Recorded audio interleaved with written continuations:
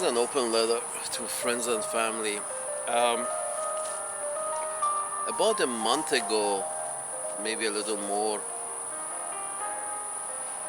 Mr. Boris Johnson, uh, the famously lazy, uh, populist cocksucker from England, who was one of the instruments behind Brexit. Uh, he went to United States and he uh, had some meetings with some people. He was there in the United States for maybe a couple of weeks, maybe a week, not even a couple of weeks, maybe a week or a few days. And he had a couple of meetings and a couple of interviews, and during those meetings and we don't know what he said during those meetings, with whom it was, how it was, but we noticed that during a few interviews that he had, the ex-British Prime Minister, during the few meetings that he had,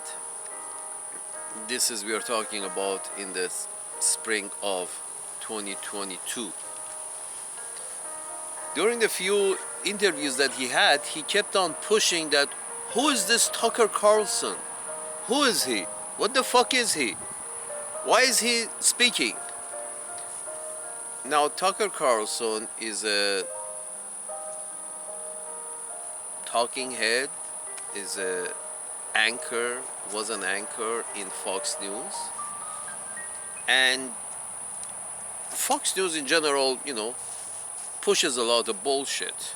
Has been for decades. And nobody ever bothered questioning, especially coming from, on the other side of the fucking Atlantic Ocean, coming on this side of Atlantic Ocean and questioning who the fuck is this motherfucker.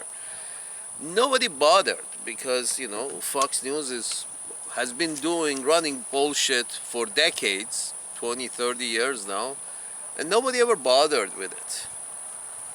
No one of that skill. Apparently everybody in the ruling class of the pink skin societies on both sides of Atlantics have always been okay with Fox News pushing ignorance and arrogance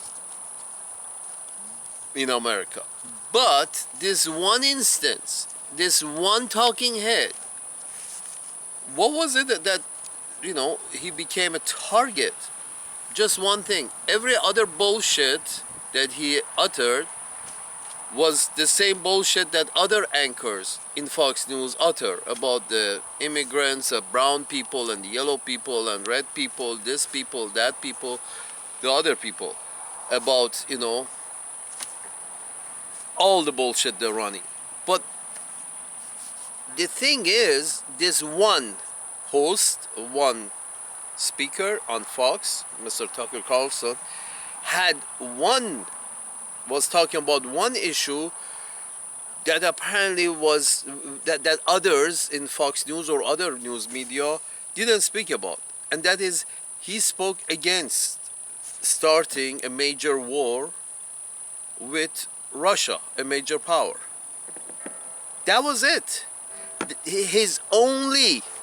Tucker Carlson only divergent from the general bullshit that Fox pushes. His only divergence was about the war that's about to begin. The major war we are walking blindfoldedly towards.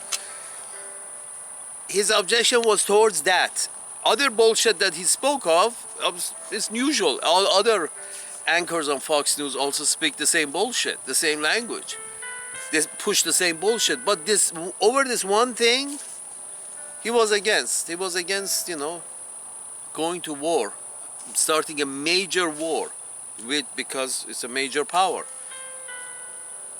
And because of that, apparently it was important enough for Boris Johnson to leave his fucking island and go to United States and ask why the fuck is he speaking? Somebody shut him up. Mr. Tucker Carlson.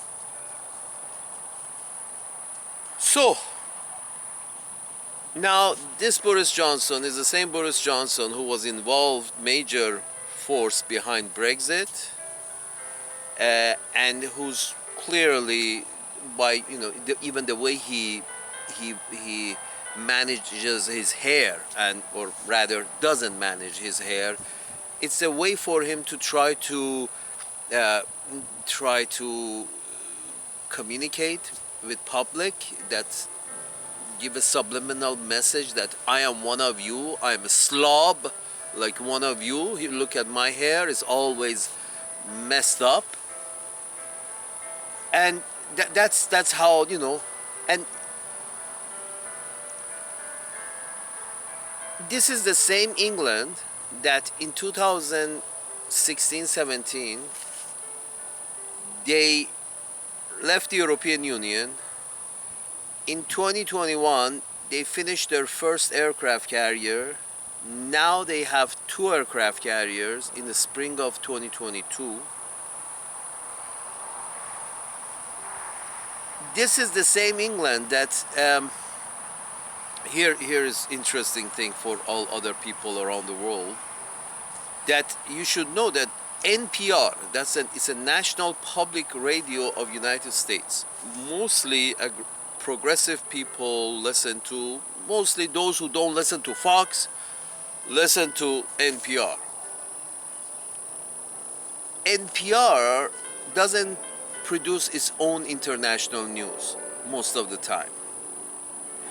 They rebroadcast the international news that the British broadcast.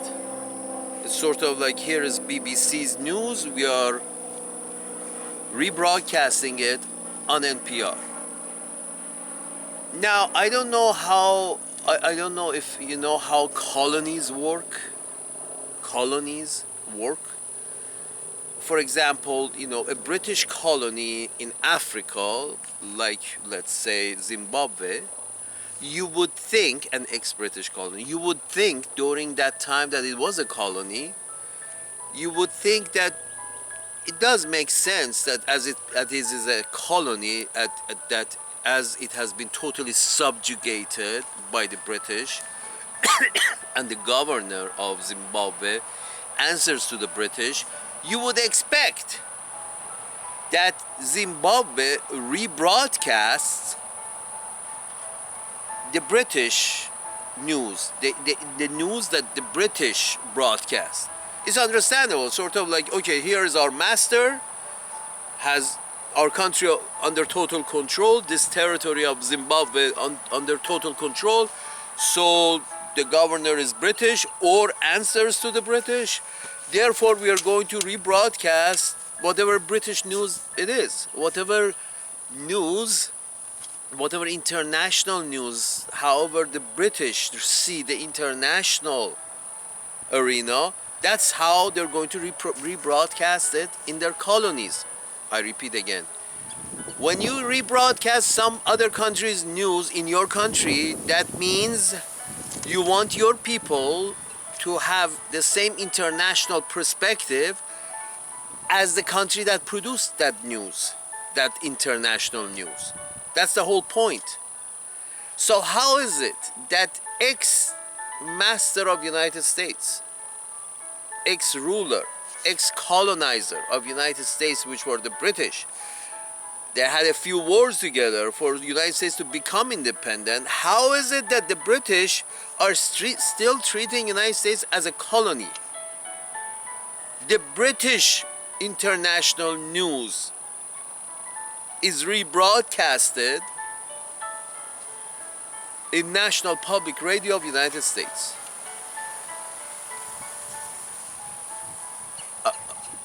You want to ask, I mean, even Zimbabwe no longer rebroadcasts British international news as their news. Even Zimbabwe doesn't feel necessary to have the exactly same perspective with regards to world affair as the British. Even the Zimbabweans don't see that necessary to have the same world perspective as the British.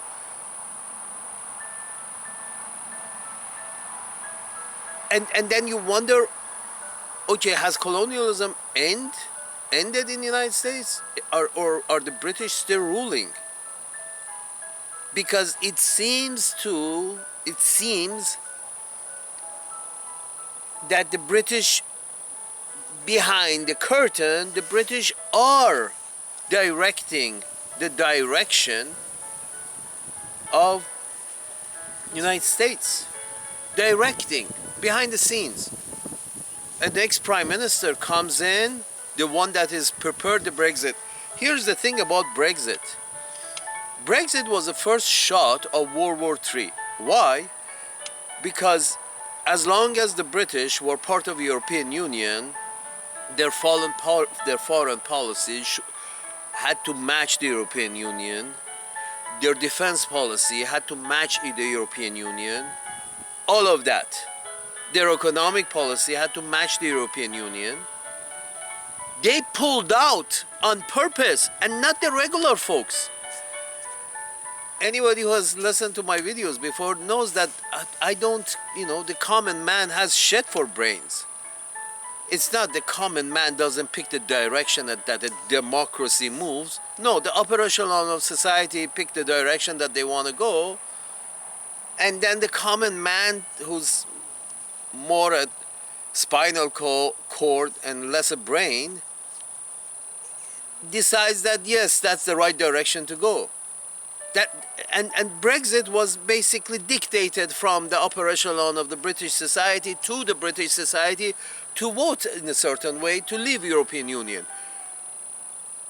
Within 24 hours of the result of the votes coming out, within the 24 hours of Brexit, the result of vote coming out, half of those who voted in favor of leaving European Union, apparently woke up from a coma and said that, oh, we didn't mean to, we were mistaking. Within 24 hours of voting for it, it's sort of like a large majority of these dumb fucks have woken up from a coma and decided that no, we made a mistake. I'm sorry, we are sorry. We don't want a Brexit.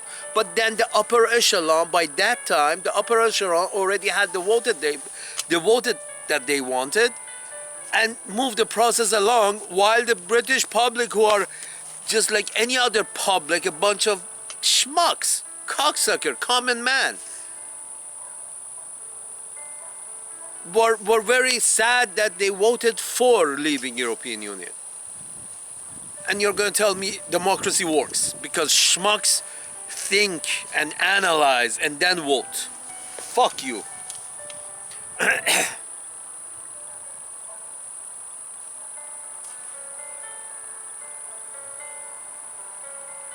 The British were convinced to vote for Brexit, then build up defenses, the 2 aircraft carriers, and then at the same time they had started the business in Ukraine. The business in Ukraine was simple. I went over this on another video. I'm going to repeat myself again. If you want a war someplace, if you have unlimited funds, but that is, the printing press of Uncle Sam. Apparently, Uncle Sam really doesn't own the printing press. The British do. So when the policy is set by the British, apparently, on this planet. The Western policy, the NATO policy, is set by the British. Apparently, the upper echelon of Uncle Sam's management goes along with the British all the time, every time. When you have unlimited funds and you want a skirmish somewhere, you want a civil war somewhere, all you have to do is go in, make one of the motherfuckers on the ground, one of the tribes, one of the groups, one of the factions, a group, blow some smoke up their ass, tell them how great they are, give them some money, train them, and give them direction to go towards, and which is the direction towards the conflict with their neighbors. That's how you start a war. That's how you start a civil war. You find one, doesn't matter which one, you find one of the groups of the people on the ground, and you fund them, and you manipulate them, and you blow smoke up their ass, and you tell them how good, how right they are, and how righteous they are, and you tell them you have their back, and you tell them all the things that you need to tell them. You hand out cookies, and you give them a blowjob here and there. And what happens, as Victoria Nolan has done so, handing out cookies. I don't know anything about blowjobs, but she had handed out cookies to protesters, ultra-nationalist protesters who wanted to rule Ukraine. So they were adequately funded and armed and trained and sent to fight the other groups on the ground in Ukraine. And it was 2014 that the first attacks came from the ultra-nationalist Ukrainians, attacked the ethnic Russians in the eastern Ukraine. And it's on video, it's written, it was on the news. And the funding kept increasing, and the British went and saw them. Of course, again, this is the British directing the operation of the Pink Skin Society in the United States. Hillary Clinton's and John McCain's, and both sides, Republican, Democrat, doesn't matter. Apparently, the British have very good contacts with all the upper echelon of the Pink Skin Society in the United States. So, everybody went to Ukraine, all these upper echelons, leaders, and the idea was propagate, push, convince, blow smoke up their ass, whatever it takes, fund them, whatever it takes. And in this case, there were neo-Nazis, Ukrainian ultra-nationalists who had some Nazi, who were following some kind of Nazi ideology, which is basically, we are the chosen one. Everybody in this fucking planet is the chosen one. We are the chosen one. We are Aryans and they're not, and we are higher and we should be ruling. This is our country and they should get out. The whole idea, this is how civil war starts. When one group is funded and, encouraged to try to subdue other groups and rule other groups. This is how civil wars start. That's how civil war continued in Afghanistan for decades and decades. They were funded by outside. They were funded by the British. This is what they do.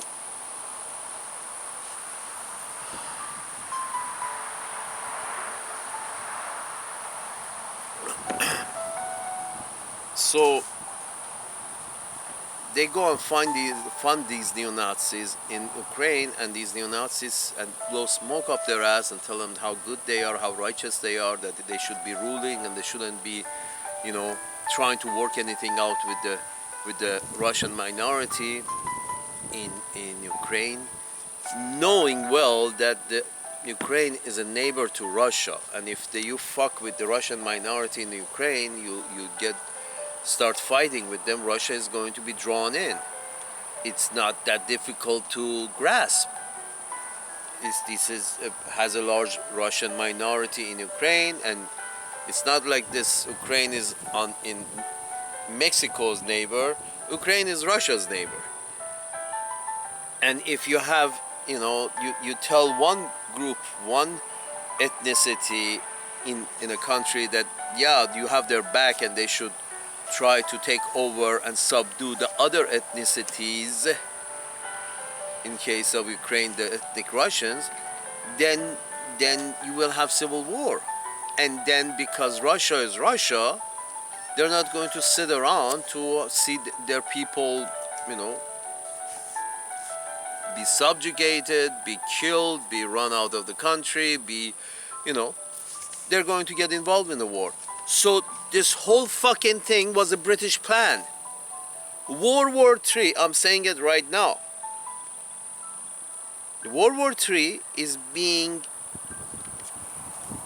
started, is being pushed by the British. It was thought of and propagated and being pushed by the British. A few dissenting voices in the media are being quashed by the British, as Mr. Tucker Carlson was. He didn't do anything in Fox News. He didn't say anything in Fox News that other hosts don't say. They're all, you know, have racist, they utter racist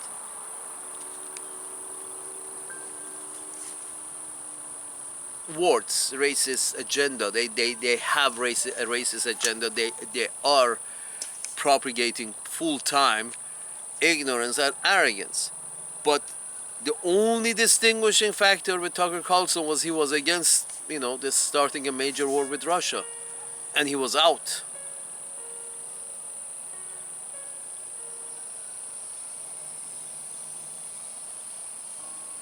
It seems to me the British in World War I, when you really go and read the history, you find out the British started World War I. When you really go and read it, you find out the British started World War II. How they do it is that this cornering of other countries. They find a country that's not bending to their will and they corner it. They gather friends and family, they form alliances, and then they try to corner the country that wasn't going along with them. And in doing so, they start a war. The Germans were cornered during World War II, before World War II. Germans were cornered. That's therefore the inflation went so high and blah, blah, blah, blah, blah, blah, which led to the Germans blowing out and starting taking over land in Europe. This is what the British do. The British will never have to conduct war in their own little shitty island. They go conduct war in other people's land. Right now, the British are conducting war against Russia in Ukraine. There are British arms and British advisors and lots of Ukrainian cannon fodder.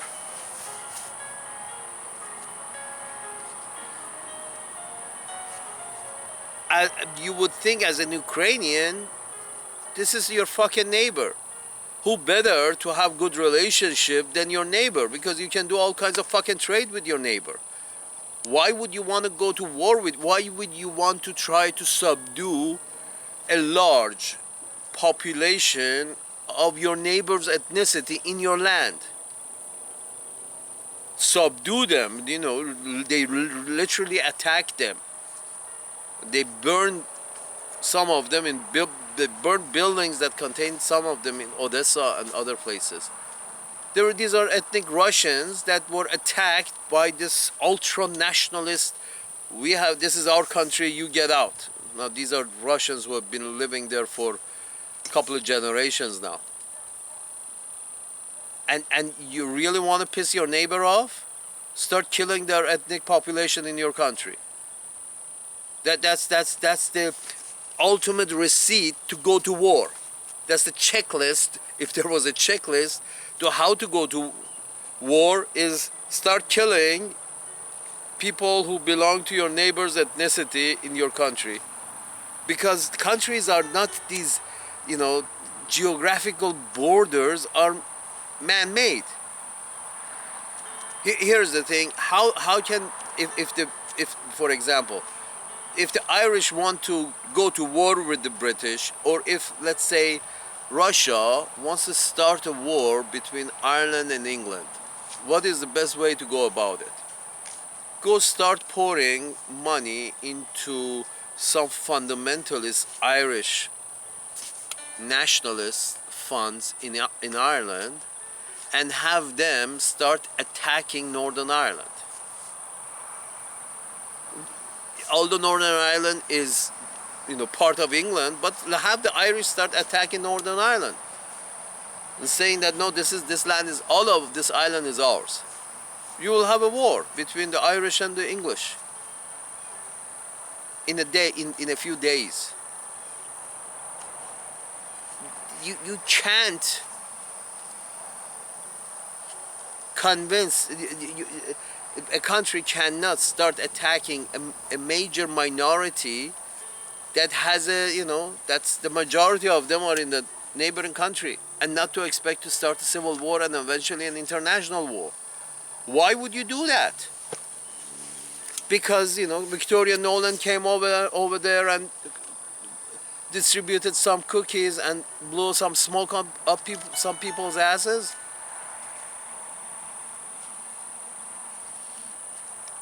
I'm sorry, but here's my prediction. The British are going to take us to World War III if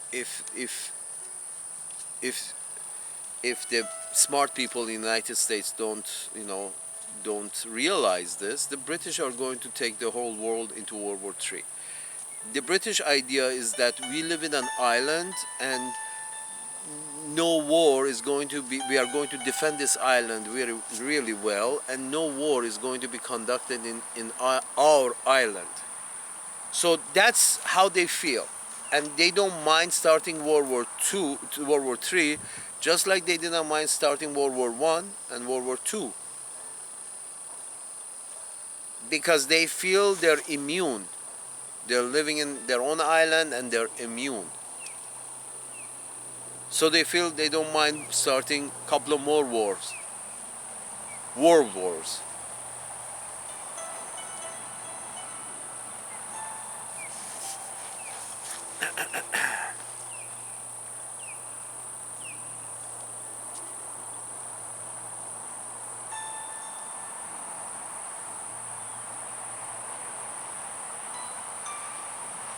Democracy. Well, let's give some simple-minded common folks the right to vote. More like shooting themselves, shoot themselves, the right to shoot themselves in the foot or in the head.